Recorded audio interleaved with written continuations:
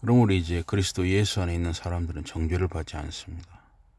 그건 생명을 누리게 하는 생명의 법에, 죽음에 이르게 하는 죄의 법에서 그리스도 예수를 통하여 당신을 해방시켜 주었기 때문입니다. 율법이 사람의 본성 때문에 힘을 잃어 할 수 없었던 일을 하나님은 하셨습니다.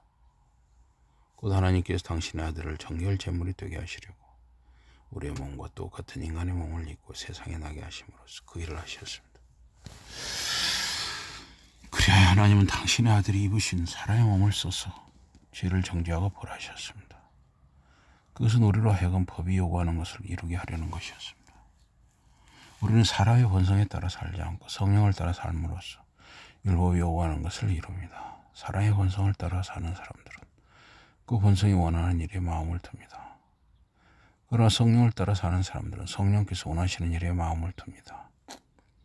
사람의 본성이 지배하는 마음가짐은 영적 죽음에 이르게 하고 성령의 지배를 받는 마음가짐은 생명과 평화에 이르게 합니다. 사람의 본성이 지배하는 마음가짐은 하나님께 적대감을 가집니다. 그것은 하나님의 법에 복종하지 않으며 또 복종할 수도 없기 때문입니다. 사람의 본성이 지배를 받는 사람들은 하나님을 기쁘게 해드릴 수 없습니다.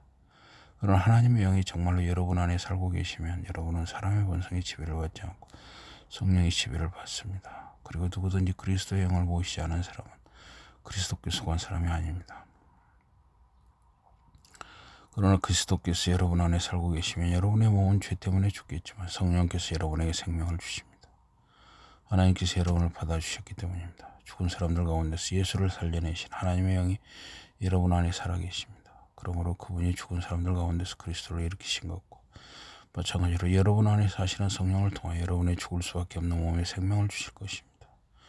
여러분의 형제자매 여러분, 우리는 빚진 사람입니다. 그러나 사람의 본성에 빚을 진 것은 아닙니다. 그러니 그것이 지시하는 대로 살아야 할 의무는 없습니다. 만약 여러분이 사람의 본성을 따라 살면 여러분은 영적으로 죽을 것입니다. 그러나 여러분이 성령의 도움을 받아 몸으로 저지르는 행실들을 죽이면 여러분은 살 것입니다. 하나님의 영께서 이끌어주시는 대로 사는 사람은 모두 하나님의 자녀입니다. 여러분이 받은 성령은 여러분을 종으로 삼거나 또다시 두려움에 떨게 만들지 않습니다. 오히려 여러분이 받은 성령은 여러분을 하나님의 자녀로 만들어주십니다. 그래서 우리는 성령을 통해 하나님께 아바 아버지라고 외칩니다. 성령님 자신이 우리가 하나님의 자녀임을 우리의 영과 함께 증언해 주십니다. 우리가 하나님의 자녀이면 상속자이기도 합니다. 하나님의 상속자요. 그리스도와 더불어 공동 상속자입니다. 그러나 우리가 그리스도의 영광을 나누어 누리려면 그분의 고난 또한 나누어 겪어야 합니다. 나는 우리가 지금 겪고 있는 고난을 우리에게 보여주실 영광과 견줄 만한 가치도 없다고 생각합니다.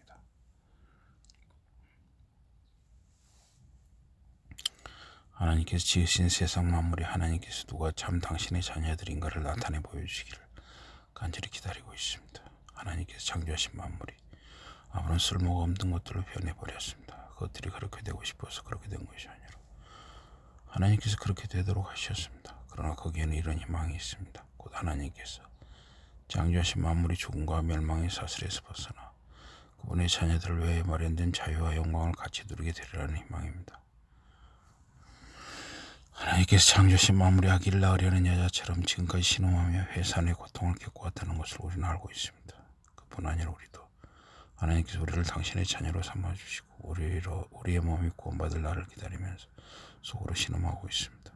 우리는 하나님께서 약속하신 선물 가운데 첫 선물인 성령을 받은 사람들입니다. 우리는 이 희망 가운데서 구원을 받았습니다. 그러나 눈에 보이는 희망은 희망이 아닙니다. 어느 누가 이미 가진 것을 바라겠습니까?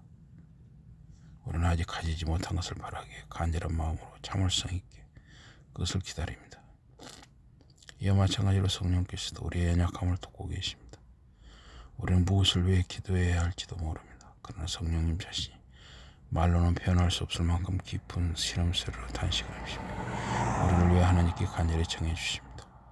사람의 마음을 사사치 살피시는 하나님께서는 성령님의 마음을 다하십니다.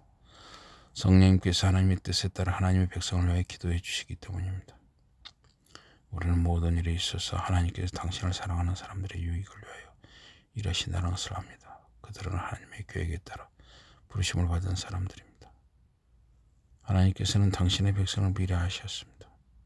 그분은 그들이 당신의 아들의 형상과 같은 모습으로 빚어지도록 미리 정해 놓으셨습니다. 그것은 아드님께서 많은 형제자매들 가운데서 맞이가 되게 하시려는 것이었습니다. 하나님께서는 미리 정해 놓으신 사람들을 부르시고 부르신 사람들을 받아주시며 받아주신 사람들을 영광스럽게 해주셨습니다. 그렇다면 이런 일을 두고 우리가 무슨 말을 하겠습니까? 하나님이 우리 편이 되셨으니 누가 우리에게 맞설 수 있겠습니까? 하나님께서는 당신의 아들도 아끼지 않으시고 우리 모두를 위해 내주셨습니다. 그런 분께서 어찌 아들뿐 아니라 다른 모든 것을 우리에게 주시지 않겠습니까? 누가 하나님께서 택하신 백성을 고소하겠습니까? 당신의 백성을 받아주신 하나님께서 고소하시겠습니까? 누가 하나님의 백성을 정죄하겠습니까? 그리스도 예수는 죽으셨을 뿐 아니라 오히려 다시 살아나셔서 하나님의 오른편에 계시며 우리를 위해 하나님께 간구해 주십니다. 그분이 우리를 고소하시겠습니까?